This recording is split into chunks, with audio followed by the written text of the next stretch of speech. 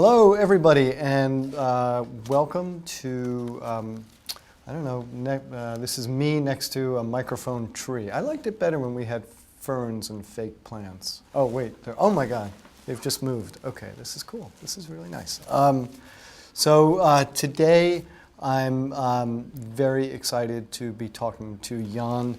And Jan, forgive me if I don't get your name right. Last name, surname is Zastera, is that right? Yes, it's Zastera. And Zastera. in Czech Republic, is it Zastera? Zastera. And it's quite funny because in English it's apron. So it's what is apron. it? Apron. Apron. Like if you cook. Like an apron. Yes, that's apron. Yes, it's my name in English. So it's quite funny here in Czech Republic. That's awesome. My name in German translates in English to Taylor, Schneider, Taylor. So yes, it's perfect. It's actually a great match. Yeah, that's right. You have a nice suit, so. Thank you. Well, yeah, thank you. I'm very happy to finally meet you. You know, we're a huge fan of your products. And your product line is interesting in that it really runs the gamut across all facets of production audio. It's not just time code, which maybe some people know you for. It's also RF. It's also distribution and stuff for bag use. And really, the thing that has always struck me is how well built it is and how sort of like spot on it is in terms of the features that we need. Can you talk about that a little bit? Like how? Yes. First of all, thank you very much for these nice words. To mechanics, I love mechanics. I think if you buy some equipment, you need to be solid and really well made, also because you pay a lot of money for that. So there is no room for to have product which works, but it seems to be horribly made. It's not possible to make the products like that. So I think the only way is to make a product which is really nice to see it and which works really fine and without any problem. So yes, it's quite important. It shows in the workmanship. So I kind of want to structure this so that we talk about the products first, and then I'm just curious. I'd like to get to, you know, for us to know each other a little better. You know, if I'm going to start off, and if there's another order you want me to talk about your products, just stop me. Okay. But you know, the thing that caught my eye most recently that you have is the Sharkie. And the thing I really love about the Sharkie. So first of all, tell us what the Sharkie is. It's behind you. Yes. Sharkie is this. It's a LPDA antenna with variable gain, so you can set the gain you would like to have, and I think it's the really cool thing, because if you have cables, for example, which are short, you need less gain, and if you have long cables, you need more gain. So we stand behind the question, how should we make it? And in cooperation with really experts from Technical University in Prague, we developed this product, which is I think really cool. It's really solid. It's not easy to bend it. It's waterproof. So I think you. Is it really waterproof? Yeah. So you wouldn't even put a plastic bag over it? It's it's waterproof. Heavy rain, no problem. Just don't swim with it. It's not good for it. But if you have it on the stand like this, no problem. Heavy rain, fantastic. No problem at all. Fantastic. So a lot of antennas have issue with coax cable, which is here, mainly soldered to the main board. And here in this area, there is also soldered to the bottom side. And if you have a heavy rain and a drop of water is here, you can have really attenuation of the RF. So we decided to make it waterproof everywhere, so no water have a chance to get into the structure and so on. So it's really cool, I think. Yeah, and it performs incredibly well. And that idea of being able to dial in the exact gain that you need, so that you're not, overloading the front end of your receivers, is great. I think it's really wonderful. Yes. And the design of it too, the way it sits on the stand, is really great. So I'm a huge fan, and of course, the fact that it's perforated means that it's got a low wind load, which is really great. And that's not the only antenna that you guys make, is that right? Yes, that's right. This antenna is linearly polarized. So if you have a transmitter, for example, like this, the antenna works the best if you have like this antenna and this in the transmitter. If you have movement of the transmitter and stuff like that, you have a loss of RF or really attenuated RF. So it's not good. So we developed a circularly polarized antenna. It's CPAA 18, something like this. It is quite bigger than the Sharkie, but the benefit is if you have this antenna and movement of the transmitter, no problem at all. No problem at all. So there's less dropouts, rock solid RF transmission. It's perfect for studio use as well as for filmmaking, for example, or movie making. But it's a little bit bigger, so it's not so. Maybe it's not so portable, or yes, yeah. So, yes. Super portable, but and does it also have the adjustable gain? Yes, of course.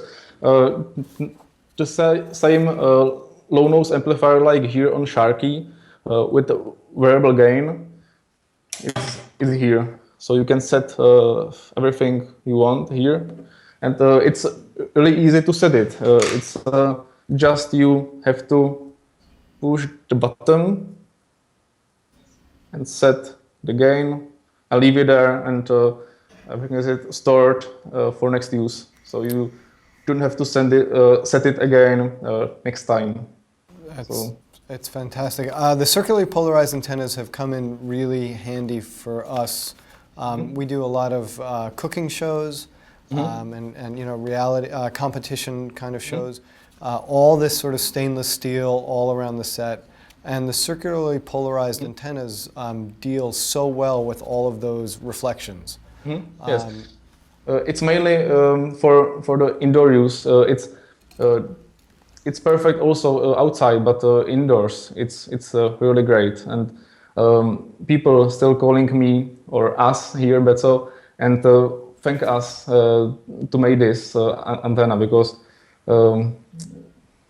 as they said, they can go far away. Even there are some obstacles, no problem. Yes. No dropouts. Of course, there are some dropouts, but it's not possible to make a RF transmission without any dropouts. It's not possible. But the amount of the dropouts is really smaller. The quantity of dropouts is very smaller than in case of linear polarized antennas. And you also make RF transmitters and receivers for timecode. Is that Yes, is that of course. The TCXS and the wireless slate, right? Yes, that's right. But this we started with this RF transmission and the slate, and it is for European Union market because of the frequency. But now we are preparing new products which will be available this year, and they will be for US market. So with FCC certificates and everything which is necessary for this transmission. And I think I sent you material in TCX2. And what frequency band will it work in? It will be working in 915 megahertz with rock solid RF transmission. It's with frequency hopping, so some how to say it? It will be really solid transmission. It changing the frequency. So if there is some problem on one frequency in this range of 915, it next time is a different frequency in this spectrum. It's got a smart yes, hopping algorithm. Spectrum hopping, yes, yeah, of course. So it will be rock solid, and our test shows that the range of this system is about 500 meters with no problem. So. And if it does lose the signal, can it freewheel past dropouts? Of course, no. If there will be some drop in RF, the receiver will continue with generating timecode. So there will be no loss of timecode on the receiver side. Fantastic. So it's almost like a combination transmitter and SBOX. Yes. And so that's. That was my cheap segue into the SBOX. Tell us about that. So SBOX, it was a product we made, I think. So we developed about 3 years ago, and this small thing, and I think it was the first timecode generator with so intuitive control.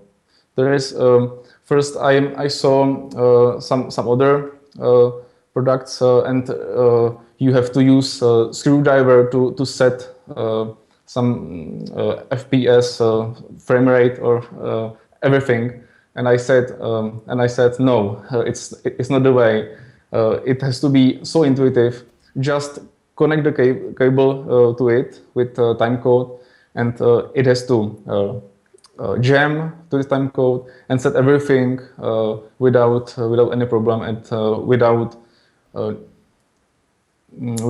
necessity to order people to set it in the menu. So I think it's a really cool thing. Also the big OLED, it's you can see everything there. So the battery life, the running timecode, format, everything. So it's I think it's really cool about SBOX One. That's fantastic. And so the new receiver that's coming out will do we have any graphics of the new receiver? The receiver, yes, you have graphics. But anyways, tell us about it. It will be really small, yeah, something like this. Yep. You can see it. I have to yeah. something like this. This is 3D printed, just the mechanics of it, but it will be stuff like this size, so really small in comparison with SBOX. Yeah. It will not have the same functions as SBOX. It will be a receiver and transmitter in one package, but not with all function of SBOX One. So it will not be the same. It is not evolution from this to this. Right. Just next product for wireless transmission of timecode. And you can go from one transmitter to multiple receivers. Yes, of course. And so in theory, you could have, let's say, multiple cameras on a stage or on location, and one transmitter from the sound department blasting out to all the cameras, and you'll never have to physically jam them again. Yes, and the cool thing is also that you will see on the transmitter, we'll see every unit that is working, battery life of the receiver and everything. So just you can check the transmitter, and that's all you have to do. And so there's some kind of, everything. there's bi-directional, Yes, the of receivers course. can talk to the transmitters. course. And will the slate be updated as a product to be able to have the new receiver incorporated into it? I'm very sorry, I overheard your question. Oh, the slate, the WTCS, will there be an updated version of that slate as well to have the new Yes. receiver? Yes, of course.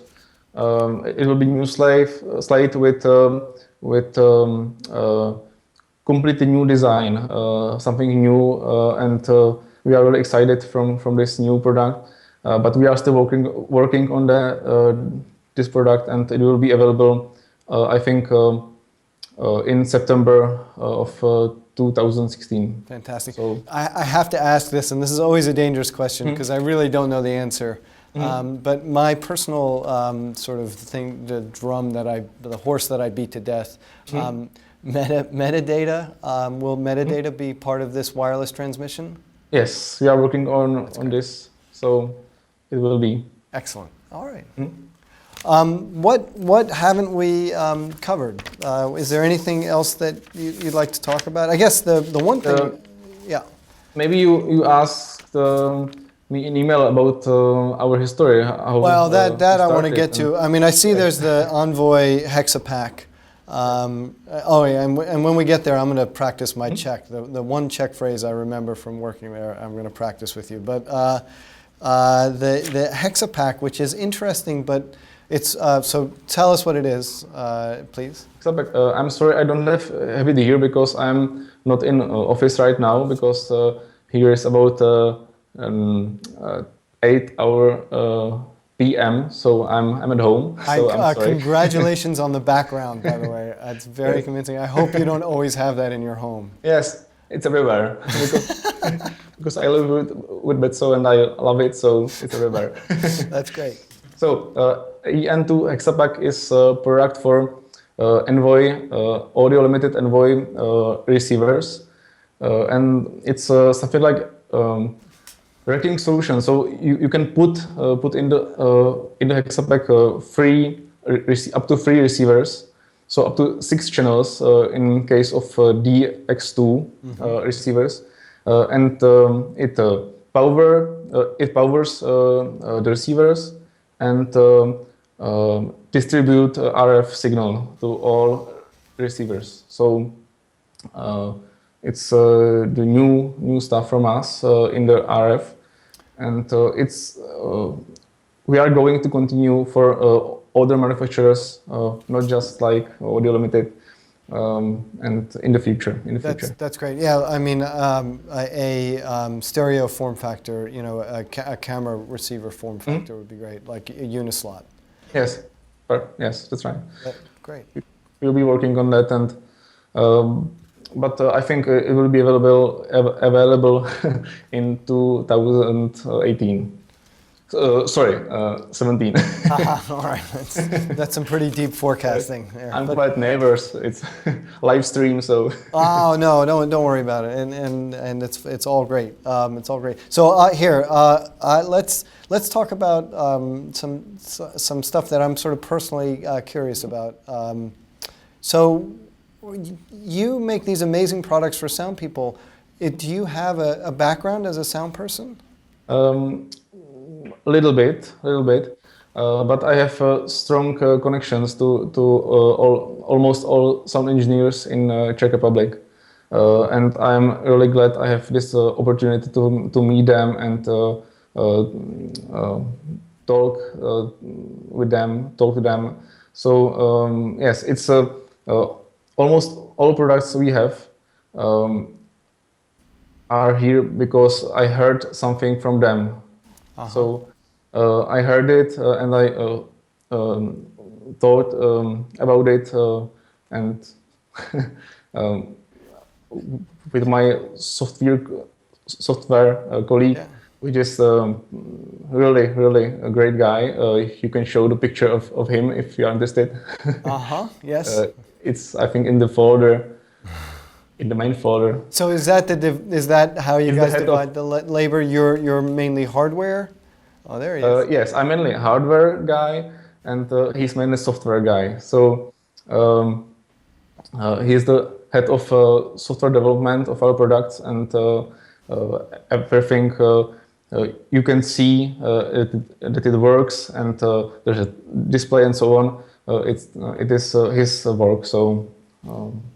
And did you went to university for electronics engineering Yes. in Czech Yes. Republic? Yes. And I have to ask this. So I got to do one movie in the Czech Republic. It was not a great movie. In fact, I mean, that's not fair to say. It was good, but it was yeah, I don't know. The likelihood of that director actually watching this is pretty slim. But great actors. Rade Srbeja was in it. Was Yugoslavian, but he was a fantastic actor. And I really loved the experience. It was a mostly Czech crew. It was an English language production. This is going back a long time ago, I think to like 1996, maybe 97. I remember Mission Impossible had just wrapped up there, and the Fran Drescher, Timothy Dalton movie had just finished shooting there. So this is going back a ways. The phrase I remember as the sound person was "Ticho kolem prosím." Did I completely murder that? Yes, that's right. It's something like be silent. The prosím at the end, I hope, softened it up a little bit. Anyways, and it was a great time. The film technicians were incredible. There were some almost impossible shots. I remember. I mean, my boom operator was Tomáš Červenka. He was a mixer in his own right. Now I understand his son is a mixer, and Tomáš, the dad, is retired. And it was amazing to work with them. I remember the first AC, the focus puller. I never saw him pull out a measuring tape, but every single shot was spot on in focus. It was incredible. We shot in Barrandov. What else can I tell you? The home distilled Slivovitz. The Slivovitz and the cheese, I remember being really good. I won't bore everybody about the cheese, but the Slivovitz is incredible. And I loved Barrandov, working in Barrandov. Yes, Slivovica is quite good, but it's quite strong. Yes. So I vaguely remember that. yes, and also beer. I think Czech Republic is well known for beer and cheap beer here in Czech. That's right. It's cheaper than water here in Czech. So. I remember, I felt like the year I was there was sort of the last year before Prague started to become very, very commercialized with tourism. Like I remember McDonald's had just put up signs on almost every street corner telling you where the nearest McDonald's was, and I was like, oh, this is sad. There's something sad to be in this old, historic town center with a sign pointing to the nearest McDonald's on the corner. So hopefully that's all gone now. But yes, good. Really, yes, but we are working on that. Not to be in Betso, but our government. Good. And I remember there being a huge, industry that was sort of left over from, I suppose, when it was under Soviet control. And I always wondered if Betso was able to tap into those engineers and that workmanship that was left over from that. Maybe we were under Russia government, I think, a lot of years ago, but it was quite difficult times for us, mainly for our parents. We lived in this times, but. Not so long. So mainly for our parents, it was quite difficult. There were a lot of stories that I heard, and some I couldn't possibly relate to. But one, as a tourist, that I could relate to was they said maps were illegal. It was illegal to have a map. Yes. It was quite hard, but um, what could we do then? Yeah. Nothing. So, And so, how do you remember the first sort of conversation that a sound person had? Like, did you know them in university? How did that come about? How does an electronics student get to know sound people? In the story, I love it also now, but I loved electronics. So from my childhood, I think 3 years, yes, maybe no, 4 or 5. I started to make some designs and small designs, something like SBOX, but some designs. And my dream was to manufacture products. So I live my dream now. So it's really perfect and it's really cool. And I also loved music and sound, mainly sound. So it was connected together. And I think 10 years ago, 9 years ago, I think, I saw a movie studio here in Czech, and I was really excited from this industry, and I think because of that we are here now, and we are making products, and we are really proud to have a chance to give our products to end users, and we are doing our best to produce high quality products, and we're happy. live our dream. We're happy. No, and it shows, and we're happy to offer those products for sale. Jan, I think this is a great place to leave it off at. Yes. Thank you very much for joining us. Thank you very much, and thank you all customers that you are buying our products, and thank you for that, and we are doing the best for you, and we will still doing our best, and I think that's all. It's beautiful. Excellent. I'm sorry for my English. I'm just nervous, and it's the first live stream. Maybe in a few years I will be like native speaker, but now it's quite difficult for me. So you are doing great, and your English is way better than my Czech. I think we've proven that. Thank you, Jan. I'm just stay with me for 1 second, because I just want to tell everybody next week Nick Houston is back, and he is going to sit down with sound mixer Charles Hunt for Off Mic with Charles Hunt, which is great. This and other live streams will be archived at vimeo.com/GothamSound. And check us out on Facebook, Twitter, and as always, please send your ideas for future live streams to info@gothamsound.com. Thank you for watching. Thank you, Jan. Thank you very much. We'll see you.